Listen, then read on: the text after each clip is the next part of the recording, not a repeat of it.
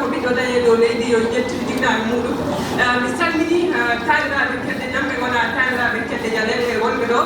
yimɓe ɓe gandanɗa ko yiɓɓe leñol men ne ɗofta leñol men ne duusa leñol men mbiyetemi ko Fatima Sow madame Marie komi journaliste de formation kono ɓeɗen liggiɗo e radio France international toon to leydi men Gambie komi debbo komi pullo komi kaɓateɗo pour leñolam ko ɗum waɗi kala ɗo nanmi pulago mi ummoto mi acca ko jogui noon ko mi ara mi nanga e leñol nde tawno hendu so woppi ɓerde fuɗi en tiina waɗi ko hanani ɗum noon eɗen ɓiɓɓe fulɓe susɓe safɓe pullaɓe lamdaɓe barke ha yoni ko jeyɗen ko eɗen gokkuna yam nde tawno eɗen yi radio France international guila ɓe mbaɗa kam interview ɓe noddi kam France ɓeɗe haalde men mbi ko hoɗum tagi ƴettuɗon ɗemgal ɗamen oɗon mbaɗa hen journal ɓe mbi leñol ngol e ɗemgal ngal mi haale no feewi e aduna he ɗum ɗon enen ɓiɓɓe fulɓe hoɗum tagi en darota ko daroɗen mbaɗen radio mo gandanɗa ma won au niveau international ɗum ɗon ɓeɓe gandanɗa ɓe gone diaspora he wonɓe to dowlaji denduɗe wonɓe Europe wonɓe partout nanguɓe ɓe yirde ɓeɓɓe fulɓe woɓɓe suufɓe ɓe gandanɗa ɓe dari pour leñol ngol yoɓe mbat feere jaggodiren gonɗen ha garɗen radio mo gandanɗa ma ɓuur RFI par ce que ɗemgal men so yeehi ha tubakoɓe ne kultoro ɗum enen kadi en gacci juuɗe men seeɗa gaccon hakke min mbeɗa toon mbeɗa golla kono hunde ne muusi par ce que enen ala ɓurɗo men janggude ala ɓurɗo men finde ala ɓurɗo men suusde ɗum noon jamaragal nden ene foti ɗum nawde ha ɓuura ɗo woni ɗo eɓeɗen yetta oɗo gorko bambaɗo mo gandanɗa machallah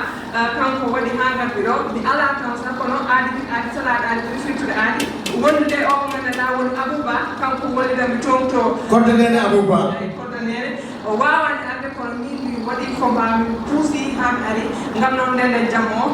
ɗum noon mbiyami tan koyo hoore ren hoore mum reeno hoore nde renani hoore muɗum nde tawno hoore so reeni hoore mum reeni ko hoore nde renani hoore mum nden ɗon hoore ko hisoore enen ɓiɓɓe fulɓe en nden ko gonɗen jawɗen ko gonɗen ko gonɗa Allah waɗima ka wonani sa rewi a tarda ko gonɗa ko ɓoccitema ɗum noon e gonɗanta ko gonɗa min jibinani ko gammi toon noon woni meeɗa yaade Fouta Allah o yetti wallay kono babam ko gindi hen gonɗo gorko pullo cuuɗɗo Adama Sow nde amen koye pulaar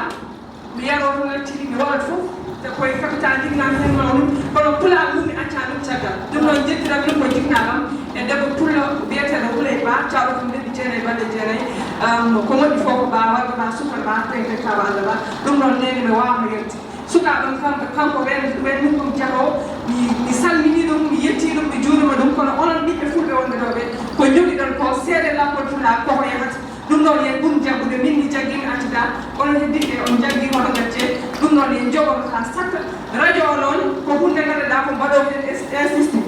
monsieur Ba ɓeɗen nodda ɓe gandanɗa ɓe to diaspora o foof yen mbat radio mo gandanɗa ma ɓuur RFI radio France international comme correspondant men wona haɓa ɗumen kono kom jiɗɗo enen ko jeyɗen ko jogoɗen taw wona goɗɗo joganimen noon jarama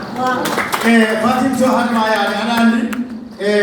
oɗo jamma woni jamma amen ɗiɗaɓo woni deuxiéme édition eɗen gandi jamma tataɓo o lappol seede pulaɓe jogui andi ko waɗen ɗum bani to leydi Gambie holko kalɗa hen ko mbawɗa haalande ɓiɓɓe fulɓe saabu en jewti hen minema e coordonné Abouba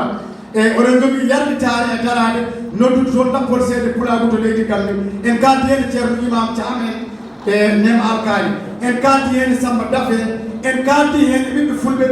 ɓe taw ko gambinaɓe ko wayno Bakary Aliou Dialalo en Demba Thiouso en e ko wayno Diatta Ciwtu Samba Sira Dado en e dendagal ɓiɓɓe fulɓe holko kalda e jamma Gambie o eyyi ɗum noon ko adi fof ko biskaɗe mon Gambie ko leydi mon Gambie ko leydi fulɓe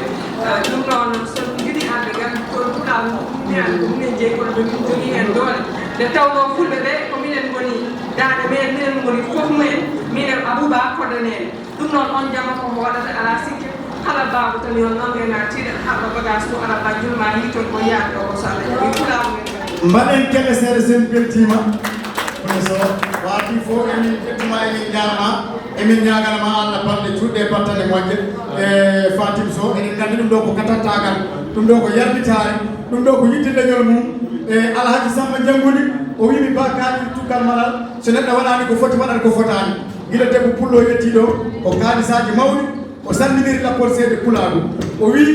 mi weltima no feewi e yiide ngal ɗo pinal ɓiɓɓe wammaɓe ɓe ganduɗa ko wammaɓe fina tawa daro ene koddina ngal ɗo pinal eɗen gandi jaam ñenkoɗo doggo adorto ko ñekko wadde firti gueroɓeɓen hannde ko dendagal e ɓiɓɓe wammaɓe tinnoɗen ko joguiɗen ko jetɗinen ɗum e nokkuji ɗi bandiraɓe mbiɗa yiɗi noon mbaɗen kelle seeɗa paaɗen koye mawnam giɗam ɓi nenam tawa kadi ko ceernam mo ngannduɗa so haalama Afrique fof anndi Europe fof anndi on woni Ba Amadou Thioɓeri e mo ngannduɗa ko gendiyanke tigi tigi mo ngannduɗa darde mum e leñol ngol katantagal mum e leñol ngol ko kanko suusni min holli min laaɓi hamin mbawi jogade pental gollude ɗeɗo golle sabu ne ngari ɗo e Dakar e laawol am gaɗal gaddu noon ne jettimi gonmi ɗo balɗe ɗiɗi o wima yeehi radio mbimi ala o wimi janggo mi notti Boubacar Badji ha radio Sénégal ɗum noon Ba Amadou Thioɓeri bisimilla ma hakkude ma e aduna o sabu ndeɗo yewtere no mbiɗen ni e ɓiɓɓe fulɓe ene kettine e dendagal Winndere nde kala Safina FM eɗen nganndi nen ɗo ene sakka geɗe ɗe eɗen nganndi télé ɗiɗi nene kuccite men ɗum noon e Ba Amadou Thioɓeri bisimilla ma Bambaɗo Ba